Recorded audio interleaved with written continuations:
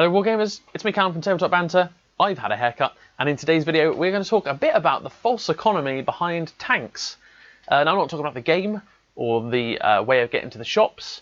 I'm talking about tanks in the Horus Heresy and why maybe it's not the best thing to buy. Now obviously, any of you who have known me or seen the recent showcase video will know that I have no tanks in my Word Bearers army, and that's the way it's going to remain. Now it's not that I don't have tanks at all. I've got Iron Hands, they've got tanks.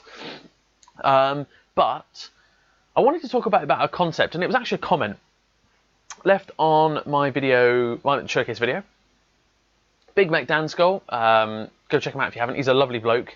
He commented on the video saying, love the theme, love the army, but I don't think one Spartan would take away from that, and it would provide your Galvor back with, you know, a way of getting into combat and so forth. And it got me thinking, what's the price of a fully loaded out Spartan? 375 points. In terms of damage output, it's pretty mediocre. Okay, it's got 4 twin-link las cannons, effectively. No, 2 lots of 2. So, yeah, 4 twin-linked shots on a las cannon, which is alright. And it's got its heavy bolter. But that's it for damage output. Now, 375 points, yes, okay, the vehicle gets you from A to B, but that's 10 Galvor back.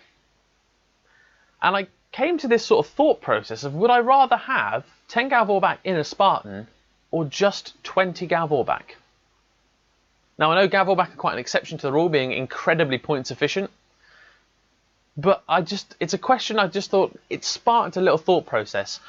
Take the humble Rhino. Now this is a bit different because I think the Rhino is a really good choice. It's 35 points. That's the point cost of 3 tactical marines.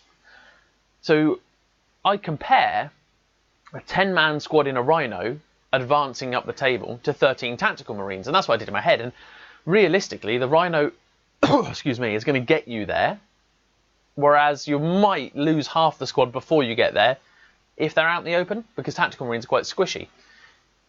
Take a tougher unit like the Galvor back. Realistically, your opponent has to focus fire everything at them because they're T5, they've got a demon save. If you want to be an arsehole, you can add stuff into the units to make them even more buffy. But they can be pretty brutal, to be fair. And taking 2 units of 20, I might get more than 10 halfway up the board, whereas a Spartan might get popped halfway up the board, and then 10 have to get out and walk. Now, it's a trade-off, I guess. There's the semi-reliable taking the Spartan up the middle of the board, which is, okay, like I say, pretty reliable. Turn 1, you can drive it 12, 18 inches. You can't get out, but you can go 18 inches. And then next turn, disembark your 10 Galvor back. Alternatively, you can take 2 units of 20, move, run. So you've got to think, are 2 turns going to be enough? Am I going to sustain that much damage? Well, from personal experience, you lose 3 or 4 Galvor back a turn, depending on what targets them, depending on the size of the game and so forth. But let's say it's a 2k game, you might lose 3 or 4. And so you spread that out over both units, that's say 2 per unit. So by the second turn, when you reach Spartan territory, you've lost a total of 8. So you've got 12 Galvor back in their lines, as opposed to just 10. So in a way, extra bodies, using bodies as transports, which is what my Word Bearers do, becomes more efficient at that point's cost and that efficiency of the Galvor back. Obviously, like I said, for tacticals, doesn't quite match up. 35 points for a Rhino, that's 3 dudes, not quite the same. Terminators, again, my squad's a 420 for 10 Terminators, so knock a few off and you've got yourself about 375. So let's say 7 Terminators. Are 14 Terminators more survivable than 10 in a Spartan? I think there is where it gets a little bit more touch and go, because of the lack of toughness, the lack of multi-wounds and so forth.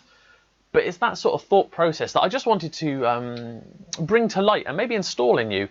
Do you need to buy a tank, or can you use bodies as transports? I've been doing this now for 6 months with the Galvor back, running a squad of 10 as a squad of 5, knowing full well that I'm going to lose 5 before they get into combat. But it means A, I don't have to go out and buy a Land Raider and ruin my theme, and B, there is a potential if they don't get shot off the board, I've got 7 or 8 that get into combat.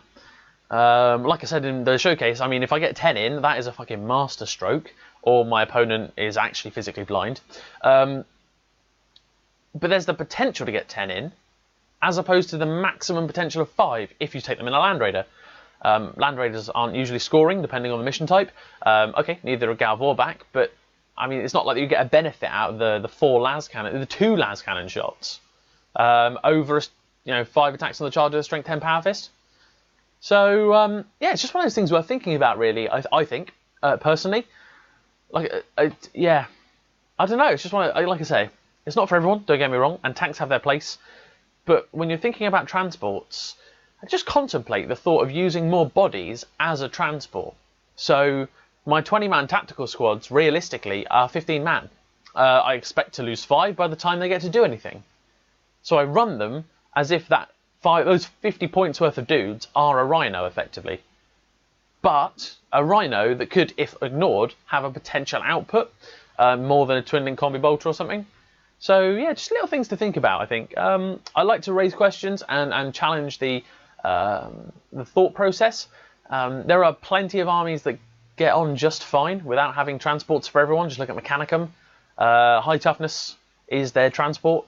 More bodies. If you take Thalax and you just say you take a unit of 6, your opponent is not going to get through them all by the time they get to you. They don't need a transport. Assault Marines manage. Yeah, they're quite quick, to be fair. But it's just one of those things. I just wanted to bring to light the thought that maybe vehicles aren't the answer, and in some cases they can actually be less efficient. Now, don't get me wrong, models, like buying a tank and painting a tank is significantly quicker than buying 5 Galv Orback and painting 5 of them. But infantry's slightly cheaper, unless you're going Ashton Circle, and then be prepared to part with some money. But so for those of you who maybe lower down in the price range, like student players like myself, consider it. Consider buying more bodies as your tank, as your transport.